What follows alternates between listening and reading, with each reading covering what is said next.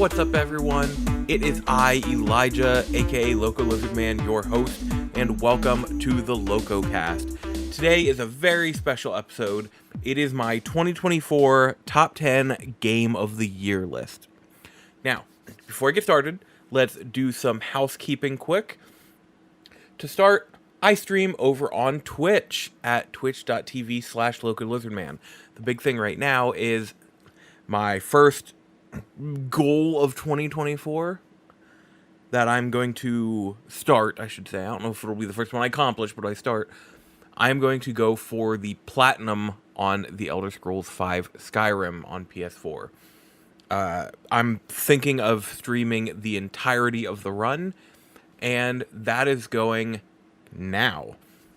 Also, podcasts will become more regular, well, starting now.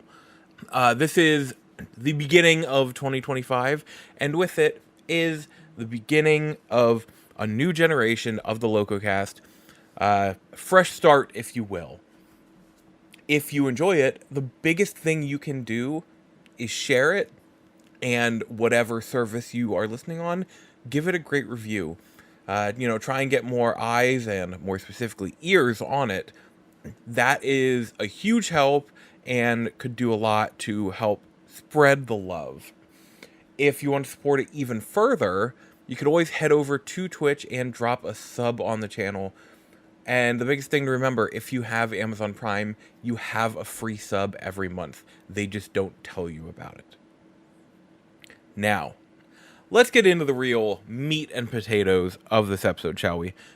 I could tell you, here's some stuff coming up this year and that. I will save that for next episode. This is a big episode as it is. The Game of the Year episode. There are 10 games that really stood out above the rest. Before I get into those, I'm going to hit up 4, I want to say runner-ups, but they're not really runner-ups. 4 just barely didn't make the list. We'll call them that. 4 just barely didn't make the list. First up, the Until Dawn remake. Now, there are some things about the remake that were kind of on the negative side, and that's what kept it out of my list. But overall, I really enjoyed it. They added some more scenes in there, a new cutscene at the end, which alluded to a possible sequel. And overall, the new content added, I enjoyed. The soundtrack change was a little upsetting. Some of the songs I really liked, but how could they take out Oh Death? Oh, how could they take it out? That was the most upsetting thing at all. Next up is a game that was in early access for a couple years now, and finally hit 1.0 this year. Also, it came to console. That would be Phasmophobia. I love this game.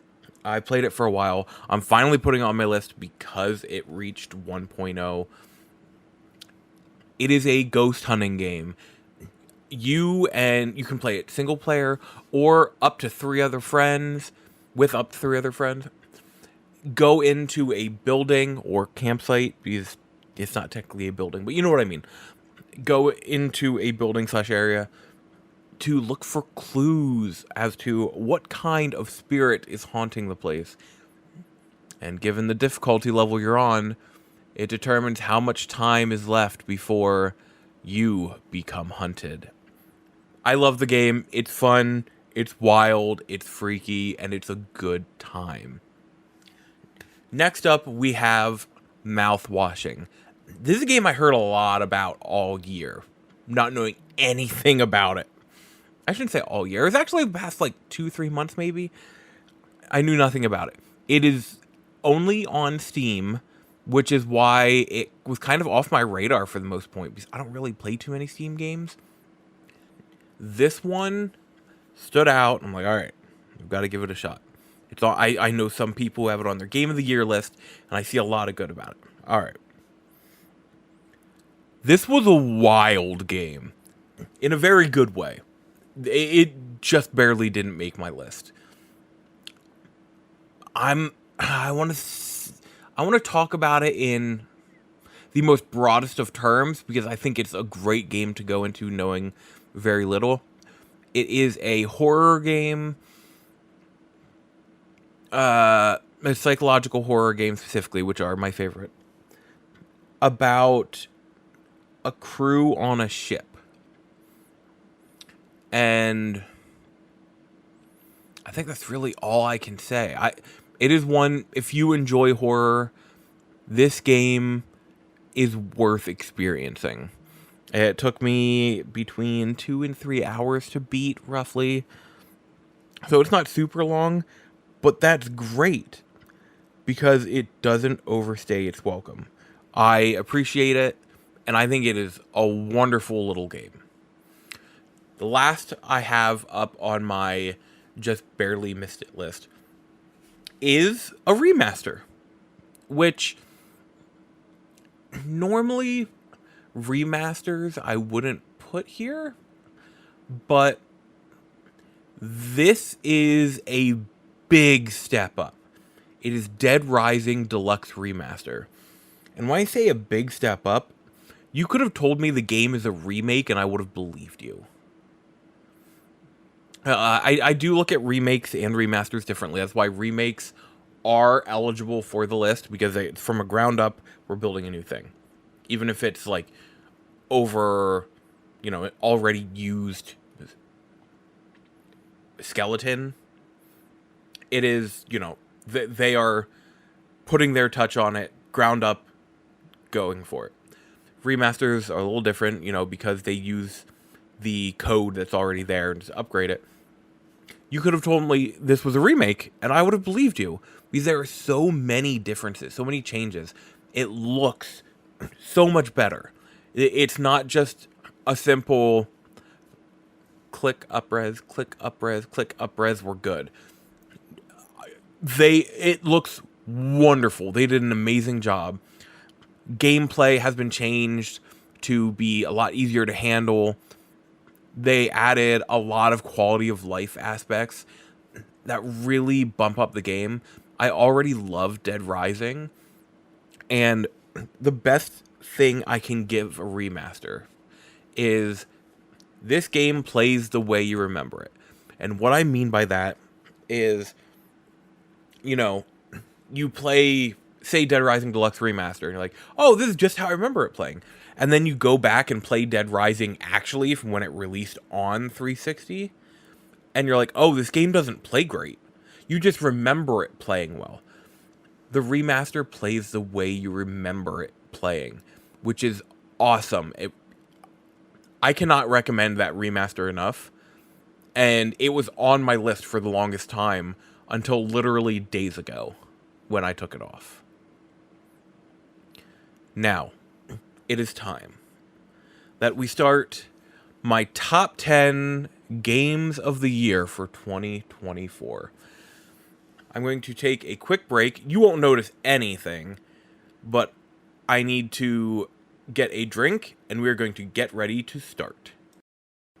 And let us continue, shall we? Starting with number 10. We have Fear the Spotlight. Developed by Cozy Game Pals and published by, here's the important thing, the big thing, Blumhouse Games. The very first published game from Blumhouse's gaming division. Blumhouse, very well known for their horror movies and such. This is the first game from their division, and it started off with a bang. Fear the Spotlight is an atmospheric third-person horror adventure with a disturbing mystery to unravel. Sneak into school after hours with Vivian and Amy, survive a seance gone wrong, solve tactile puzzles, and whatever you do, stay out of the spotlight. And yes, I am reading a little blurb they are better at getting the game out there without spoiling anything as a baseline. So just to give you an idea. This game really stuck out to me because it was a fun, puzzle-based survival horror, but the puzzles weren't too hard. I'm not great at puzzle-based games. one of my favorite horror games, one of my favorite games of the past 10 years is Tormented Souls. But the puzzles in that game could be ridiculous. I needed a guide to help me with it. Fear the Spotlight at no point made me feel dumb, which I appreciate. It was a fun little puzzle survival horror game that told a fascinating story and kept me... I did not want to stop playing it. I cannot recommend this game enough. It was such a good, refreshing time. Now, number 9. Developed by Angry Demon Studio and published by Wired Productions, we have a game I'm so happy is on this list. I didn't think it would be. Before it came out, I've been excited, but Gory, Cuddly Carnage. Humanity has been destroyed, and it's up to Gory, the cat, along with his deadly but wisecracking sentient hoverboard, Frank, and morose AI companion, Chip, to shred and slay the evil, adorable army. In a game that harkens back to... It reminds me of, fun action games of the PS3 and 360 generation. You play as Gory, the cat, and you are fighting unicorns. Evil unicorns. I love this game. I had such a blast. I've been excited for it for years. I played it at PAX a couple years ago. I've, kept my eye on it. It's a game I was excited for, but I didn't think had any shot of making this list. But then I played it and had such a good time with the full release. There was no way it couldn't be on here. I am so happy that this game exists. I love games that harken back to this style and generation of gaming. It's also not an expensive game. It released at, I want to say it was $20. So it's not like it's a huge investment. It is a fun game that is well worth your time and effort. Number 8. I apologize, I am sick. So, we're getting through this. Number 8, developed by Shift Up and published by Sony Interactive Entertainment. We have Stellar Blade. Stellar Blade is a game about... Now, this one doesn't have a blurb for me to easily read. Is a game about Eve, who is sent down to Earth...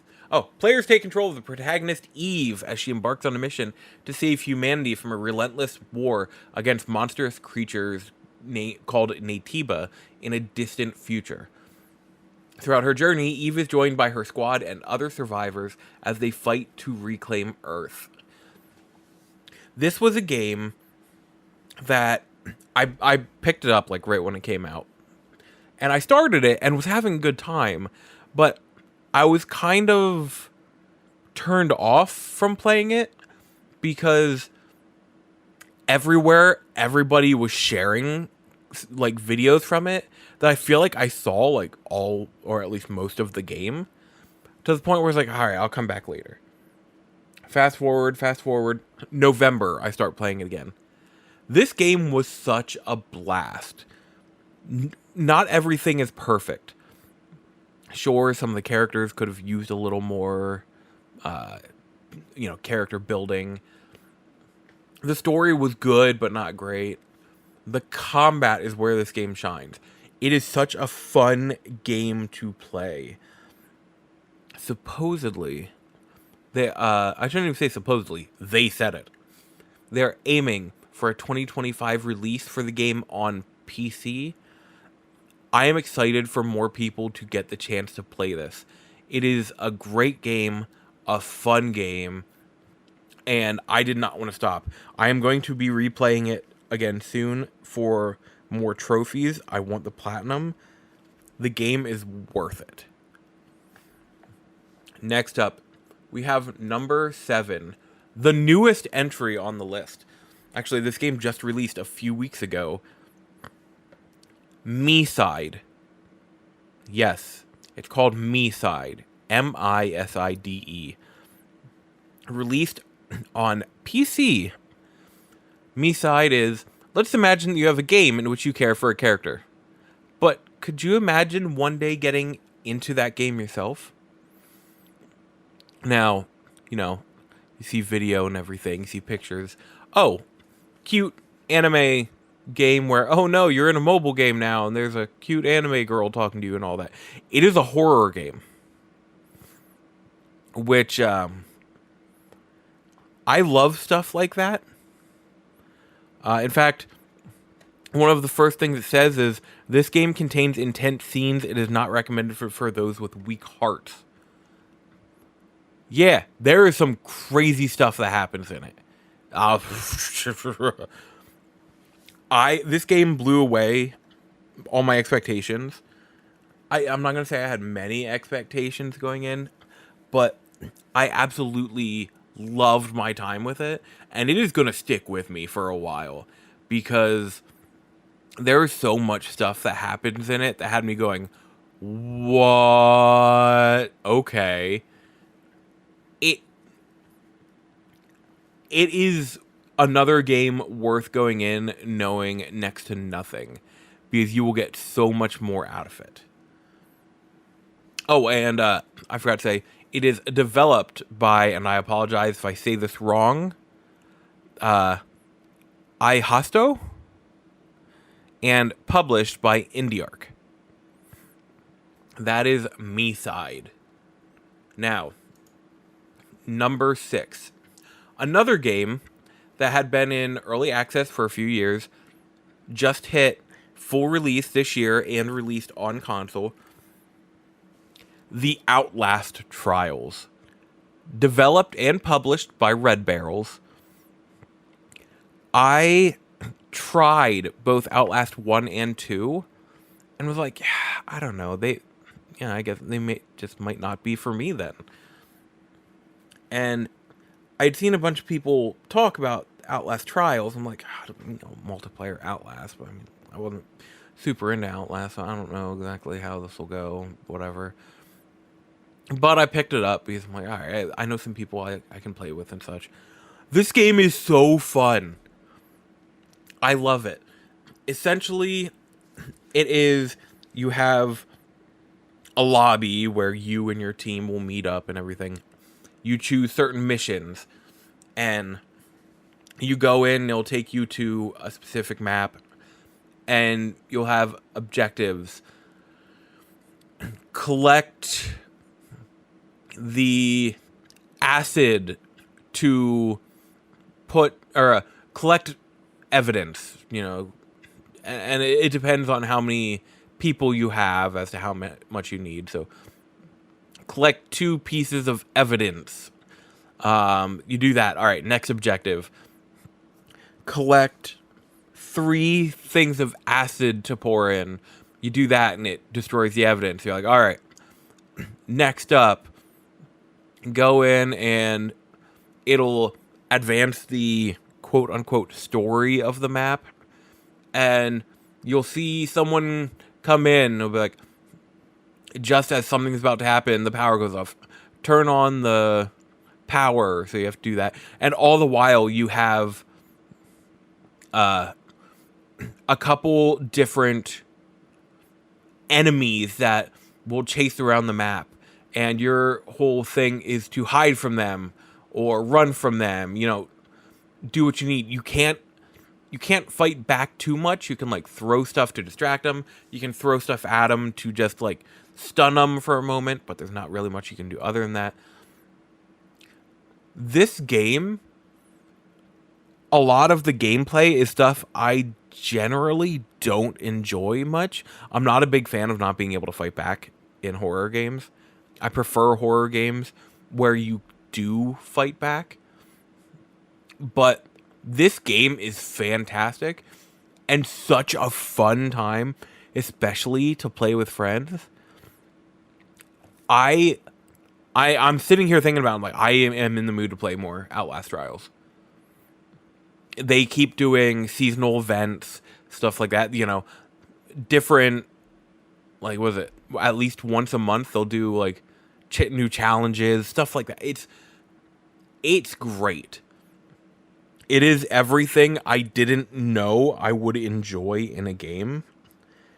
And that excites me so much when I think about it. Because this is the perfect example of you never know when a game will strike with you. Now, for number 5. Developed by Storemind Games, and published by Saber Interactive. Another game that shocks me very much that it ended up on this list. A Quiet Place: The Road Ahead. A Quiet Place: The Road Ahead is a single-player horror adventure game inspired by the critically acclaimed blockbuster movie franchise, Survive in Silence. That didn't really tell you anything about it. Thanks, Steam. So essentially, in this game, you play as a character who is, to put it mildly without giving too much of the story away, you play as a character who is trying to get from one place to another. That is the overarching goal of the game. A lot of stuff happens on the way and such. It's about the journey, not the destination. This game was so fun and had me constantly, like, as I was playing it, I'd go to work and be like, I just want to play more Quiet Place. I had a blast, and I could only play so much at a time because this is some of the most tension I felt in a game in a while. For being a, smaller developer, a not fighting back horror game, everything that pointed to this and it's, I'll also point out, it is another, why am I blanking on the wording I want to use? Not full price game. It's a $30 game to begin with. This game is great, and it is well worth the time. It had me freaking out so much. There is a feature you can turn on. You don't have to, but you can turn it on, where the creatures, like, through your microphone, creatures can hear you. I did not have it on, but that didn't stop me from being quiet all the time. Playing this, I'm like, what if I'll crawl this way, open up this glass there. Let's not. I was talking to myself like that while playing this game, because it felt so good to be immersed in this world.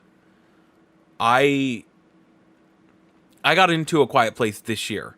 I didn't start watching the movies until,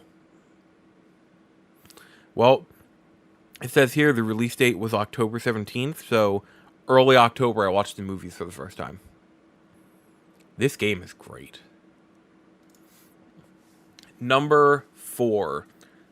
We're getting into the top of the list now, and this is where there probably won't be too many surprises, but I think there's one in here that might surprise people. Number 4, developed by Team Asobi and published by Sony Interactive Entertainment, we have Astrobot. Astrobot is, as the titular protagonist Astro, the player embarks on a quest to save lost bots, retrieve parts for the PlayStation 5 mothership, and defeat the alien space bully Nebulax, who had originally destroyed the mothership.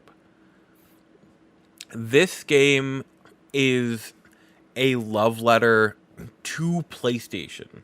Not just as it is, but as it has been, as it was, as it always will be. There are bots from so many series, not just PlayStation series, but all different Capcom series, Konami, all these different things. It is amazing. So, like, as much as we always say about it being a love letter to PlayStation, it is a love letter to gaming. You know, sure, there are some that aren't in there, like, you know, Xbox-based ones, Nintendo-based ones, stuff like that. But this is a love letter to gaming as a whole. I don't like 3D platformers. I never could get into them, really. This is a 3D platformer that I absolutely loved. I'm trying to think of if there's anything else I can say that hasn't been said everywhere else. Because Astrobot is just that kind of game. It stuck out this year as being as incredible as it is. Now, here's probably the one that might surprise people. You know what? Let's take another quick break. We'll be back momentarily. And now we are back for number 3. Like I said, this is probably the one that might surprise people the most, but developed by Ironwood Studios and published by Kepler Interactive. We have Pacific Drive.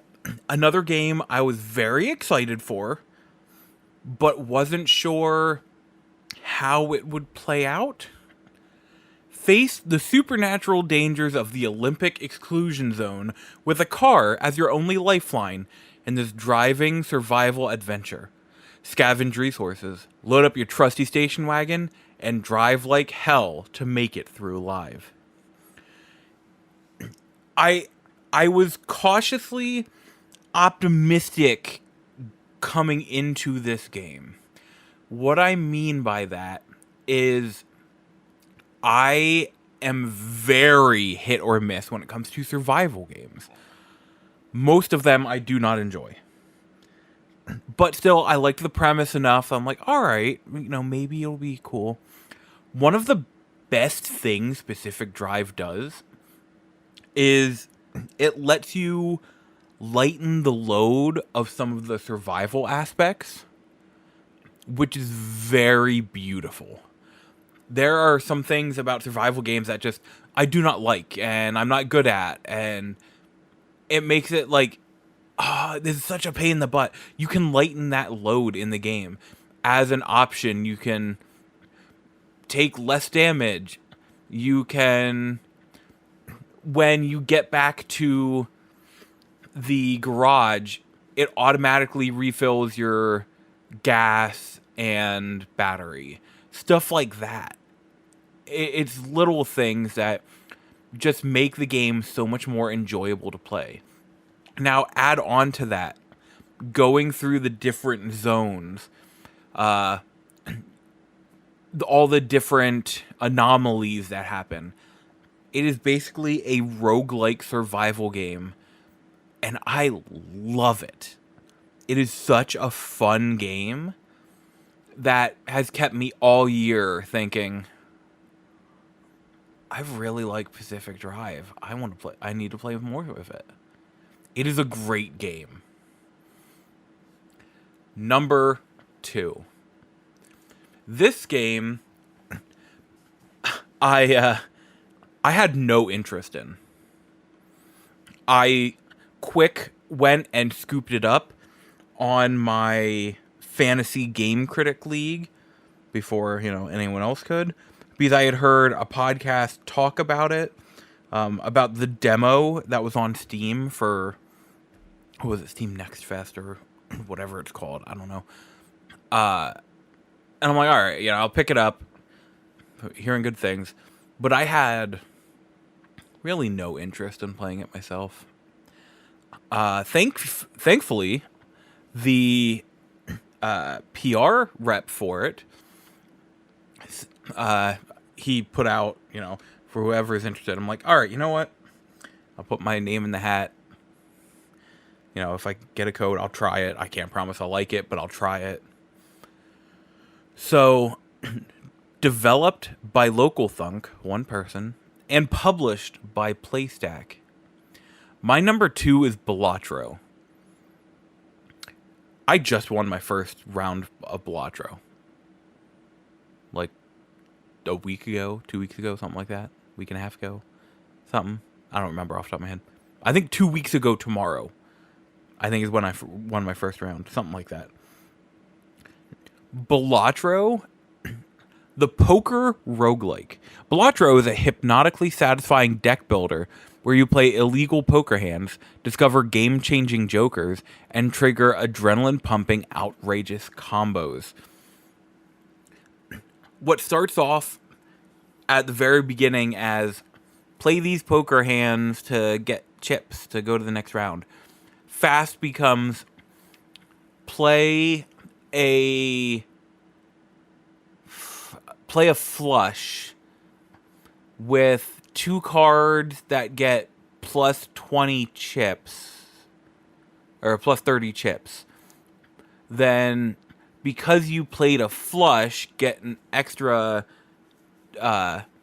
plus 10 multiplier, and because 2 of them were evens, get a plus 4 multiplier for each of them. Then because you skipped 2 blinds, get a times 1.5 multiplier added on to that. This game, I can't use words to tell you why it's so amazing. I genuinely can't. I've tried with multiple people. The best thing I can do is say, hey, this game is on sale right now as I'm talking about this. Pick it up. It is worth it. And I've seen so many people over the past couple weeks, that when it was nominated for Game of the Year at the Game Awards, I've seen so many people go, what is Balatro? And I've wanted to just belt it out. But you can't. You can't really tell someone why Balatro is so amazing. They have to play it.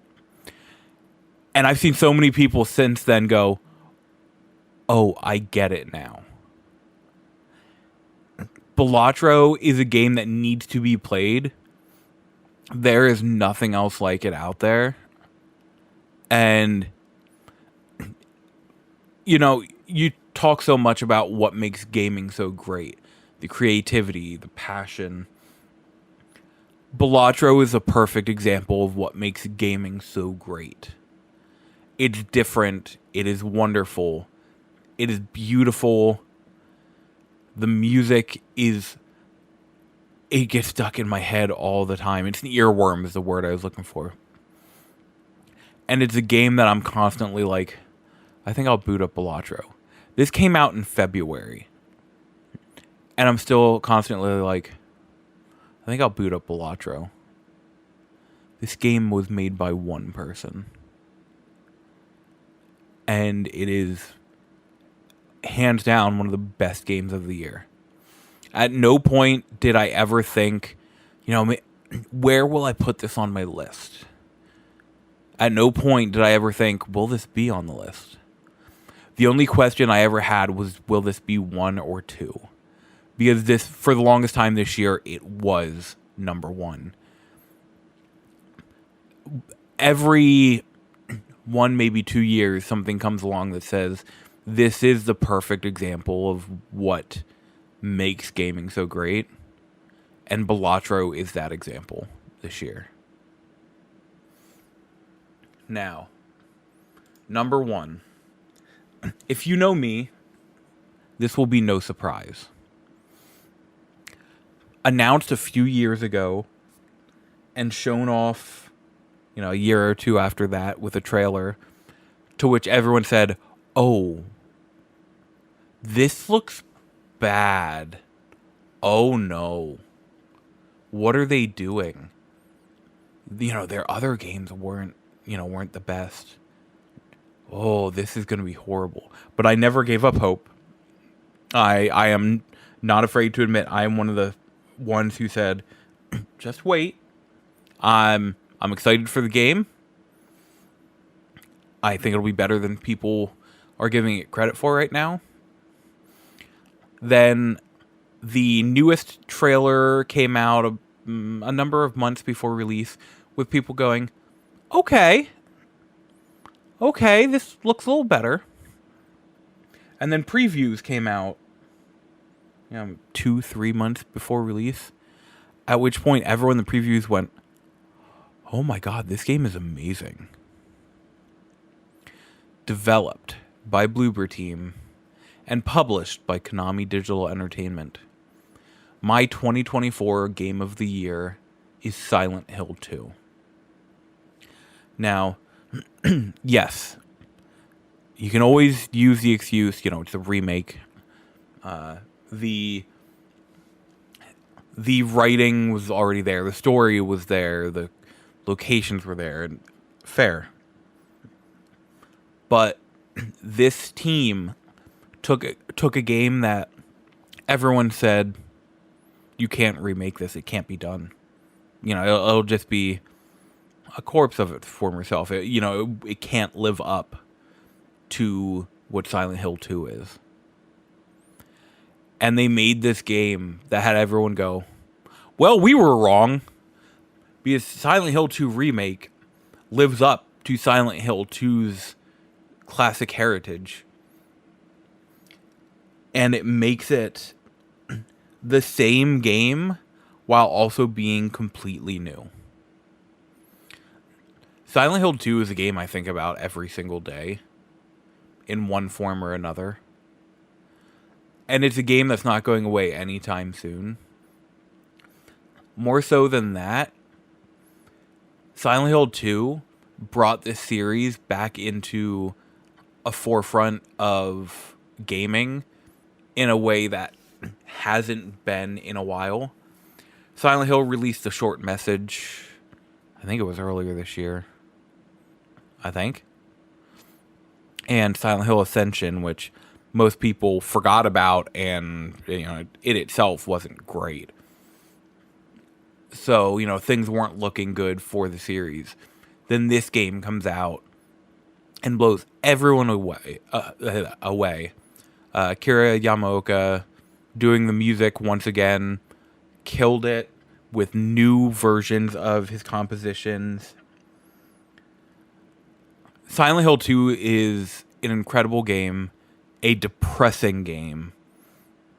In a Discord the other day, someone was saying, I played through Silent Hill 2, but I didn't like it because I didn't like the main protagonist. And it's like, it really makes you think you're not supposed to. Because you're going through this game and seeing the ghosts of his mind. You're seeing all the monsters that he created. And the game isn't about liking the character. It's about seeing the story through. It's about the horrors of the human mind. And it does it beautifully. I've been a fan of Bloober Team for a while. I like, all of their games that I've played. And Silent Hill 2 is the cream of the crop. This game will be in people's minds for a long time. And it's not going anywhere, even remotely soon. That is my top 10 games of the year. Maybe, I don't know what all movies I saw this year. Because I'm thinking maybe I'll do a podcast on, my favorite movies of the year as well. I don't know how many I saw. I know I saw quite a few. But I'm thinking I will do that soon. Just another upcoming podcast. But thank you for hanging out with me for these minutes. I didn't know how exactly I wanted to put that. These have been the best games I've played this year. I played 60 games. Well, I should say I've beaten 60 games. And these are the ones that stuck out to me the most. There are amazing new games coming out every day, and I have a feeling 2025 is going to be a hell of a year. So strap in. I'll see you soon. And remember, keep on gaming.